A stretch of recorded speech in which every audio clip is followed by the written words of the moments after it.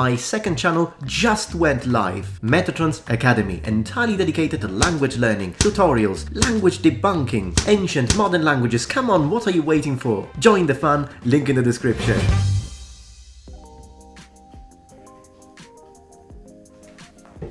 Hey noble ones, welcome back to my channel. This is the Metatron speaking, and today we're going to look at a few interesting comments. Of course, most of these are going to be hate comments, so it's going to be quite funny. Other comments are not exactly hate, but I think they're still quite disingenuous and misleading, so we'll look into all of them. Now before that, I've got a couple of things. First, my water, because it's important to stay hydrated, but here is the most important ingredient of all. Without further ado, let's get started. Europe by definition is not a continent. That was a great start. This one is on the video where we made a historically accurate Viking shield. Fraud. People fucking believe anything they see. Y'all have to understand the shield is like 1/4 of an inch thick. I actually specifically explained on the video that it tapers towards the end, but whatever. If you look at it in the video, I don't see where the fuck you'll get historically accurate, considering the fact that we can barely keep wood in one piece after 100 years, let alone 1,000 years. This is a fucking joke. Yeah, exactly. The majority of Viking shields, in fact, are gone because they were made of wood. But we do have some in the historical record, and we based this reconstruction exactly on those we have.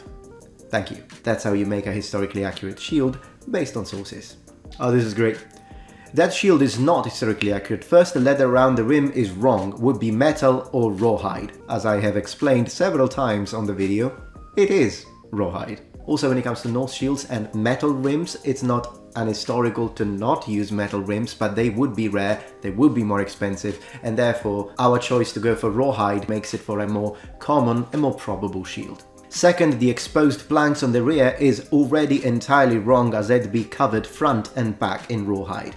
In the historical extant example, we have both. We don't have many, of course, but the ones we have, some are covered front and back in rawhide, and others are covered only in the front. It's still absolutely plausible, considering what we've got in the extant record, to go for only a front cover in your Norse shield, although you can, of course, cover both if you want to. Nothing wrong with exposed flanks in the back, however, because it can be backed up by sources. Anyone who buys that thing thinking it is historical is a victim of a scam. And to that I'd respond that I think you need to look up the meaning of the word scam in the English language. Unless you want to give it an alternative reading, in the sense that serious, consideration and mastery, which is how I would consider Scudae Borealis work. How can we be sure you're not pushing your own agenda? I understand it's a fair question. I would say check the sources in the video description. This one is from the video where I talk about the Egyptians' possible ethnicity and the way they looked. Get ready. Crazy how Egypt is in Africa and you, are asking this question. Of course they were black. It's Africa. I'd like to underline that there are people who aren't black who live in Africa, and believe it or not, that was the case as well in the ancient period. I mean, look at the Berber populations, look at some of the Phoenicians, look at the Gaetuli, whom the Romans specifically differentiated from the Melano Gaetuli, who were the melanated ones. It would be like saying, well, if they're Asians, they look like the Chinese, and I'm like, well, India's in Asia. Very bad, says Bernard. At age 10, I was a better swordsman, sword lad, than these two posers. Yeah, that's probably because at age 10 I was learning that the I is always capital, rather than, learning how to use a sword. To each his own. Cringe! That's not even a plausible replica of a Japanese sword. Well, that is because I didn't want to kill my friend, Martin. He's a really good lad, and I didn't want to use a full-on Japanese sword, and even a proper replica, if it's still made of metal, you shouldn't really spar with it, so that's why we went for foam. But I guess, we could have gone for bamboo, I suppose, although I don't know if you would have liked that. What a load of LARP bullshit! And if this guy says it. Oh, that face is so good. That face matches this comment so well that I have to read it again. What a load of LARP bullshit! Oh my gosh. I'm actually starting to think that these people don't even know what LARP is, because it's becoming an insult. I don't know how live action role-playing game has become an insult, but apparently it has. Okay, for anyone with working eyes, as one moves south in Europe, skin tone due to the exposure to the sun becomes darker. For biological and physics reasons. Now have a look at Greeks, Bulgarians and South Spanish. The body needs to become darker to protect against the sun. This is a very, very basic biology. For the people who are unable to visit these countries, there are many images of the people there. For example, me! I'm Sicilian, mate. Oh my gosh. So yeah, I think he hasn't come to my country. By the way, this is Sicilian. Sicilian. Not a Sicilian. Can't get further south than that, because I mean from Sicily on a good day from the southern shore you can see Africa. So can't get further south than that. But yeah, oh, Sicilian. This is really inaccurate. Maybe next time elaborate. Apostrophe S, obnoxious. Did I say obnoxious? So everyone has to pronounce every foreign word as it is pronounced by a native. No, it was comedy. I was joking. It was meant to be funny, but maybe you have never laughed in your life, so. Go to China, Japan, Iraq, Poland. I'm sure they pronounce everything perfect. Pathetic Italians coping. Laugh my ass out. Yeah, bruh. Sorry, we don't speak fluent Italian and Latin. Latin? When did... Oh my gosh, you must be fun at parties. I'm sure he's one of those people that tells Native Americans, go back to your country! This video exposes that your video on whether the ancient Egyptians were black or not is wrong, and you should watch to actually educate yourself on the topic, but I don't think you will watch it because you are a racist who just wants to spread lies. Well, you are absolutely right. I am not going to watch this video that you suggested, but not for the reasons stated above, but simply because first, I don't click links from the comments, and secondly, I absolutely don't click links from people who call me a racist for no reason. From my video Kenjutsu vs. Hime. It's not even a sparring, it's just LARPing between an elf and a pajama guy. This guy really hates apostrophes, doesn't he? What's funny is that what he calls a pajama, it's actually the full-on kendo outfit. So I'm wearing a hakama and a wagi, but yeah. Also, the guy that he calls elf is actually dressed in a historically accurate medieval set of arming doublet, hose, everything, even the hat is historically accurate. I guess elves are into historical reenactment these days. Mikkel Christensen says, also I didn't know that samurais wore traditional Chinese suits. See, this guy likes apostrophes. The problem is that he wasn't supposed to put it here, but hey. I don't know what's worse, if he's calling the kendo outfit a Chinese suit, or if he's talking about the actual samurai armor that I have in the rest of the second part of the video. I don't know which one is worse. Oh, I love this one. From my I'd like to underline a comedy video, An Italian in America, where I was talking about how Americans pronounce words in Italian in a different way to how we pronounce them. This guy says, some people really don't know how to waste their lives and try to waste others, apostrophe, oh my gosh, what is it with apostrophes today? That's, oh my gosh. Go get a proper job, apostrophe, mate apostrophe tron. My gosh, he must have heard me complain about people not putting enough apostrophes. He just went for the whole deal. Alessandro Lupino, I believe you're Italian, so, mate, che minchia dici? Go get the proper job. Sorry, as an Italian, Sicilians are Turkish, not Italians, never will be. Don't be sorry, you're just wrong, so there's no need to be sorry. Well, luckily, Chad, it's not up to you, but now let me compensate. You know, we got some salt, let's get a little sugar with a good comment on the matter. There you go. Thank you, Star Machida Gaming. Tell him off. From my video Sicilian vs. Italian, 5 minutes in and I haven't heard you speak a word of either. Waste of my time. And to that I say, you're probably right.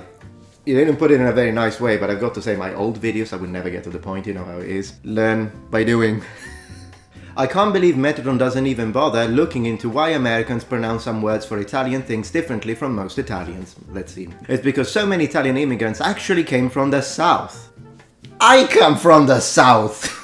From the South? What are you on about? And they spoke Neapolitan, a whole different language from modern Italian, which is based on Tuscan from the north. I think you're simplifying it too much. First, I am very familiar with Neapolitan because I spent 4 years in Naples for university, and also I've got not one but 2 cousins from Naples, but still, let's see. Neapolitan words became even more different from Italian as they diffused into American English through food culture. So, okay, but that doesn't explain bruschetta. I can assure you that no Neapolitan says bruschetta, they all say bruschetta. No Neapolitan says bologna, they all say mortadella, but if I needed to say the name of the city, they say Bologna, with a Naples accent, but still Bologna. Some immigrants even gave new names to food popular among Americans, such as pepperoni.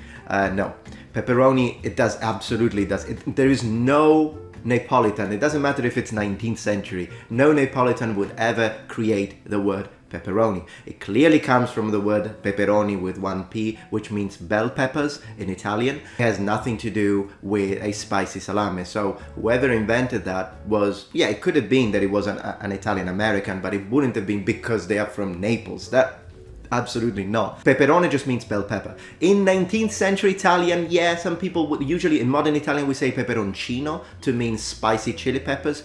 I did find some dictionary entries back in the day when I looked into this, because I made a video about this, where they did say that maybe pepperoni was also used for the spicy version in older Italian, but still peppers, not salame. Definitely that's not a word created by Italians because they speak Neapolitan. You're wrong there. Back on the video about ancient Egyptians. Wow, a white guy telling me the Egyptians were mostly white. Somebody please tell me what's wrong with this picture.